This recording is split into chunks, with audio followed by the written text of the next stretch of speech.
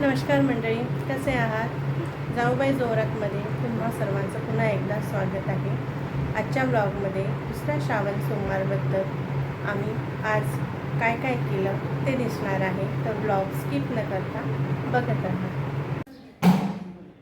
सडा रांगोळीशिवाय अंगणाला शोभा येत नाही, तर माझी सडा रांगोळी झालेली आहे दारापाशी आणि तुळशीपाशी. गणपती जवळ असल्यामुळे किचनची मी रोजची थोडी साफसफाई सुरू केली आहे. घरातली साफसफाई, ईशाचा टिफिन, तसेच ईशाची अंघोळ, तिचं जेवण सर्व आटपून माझी पूजा देखील झालेली आहे. तुम्ही बघू शकता अशा प्रकारे मी आज श्रावण सोमवारची पूजा मांडली.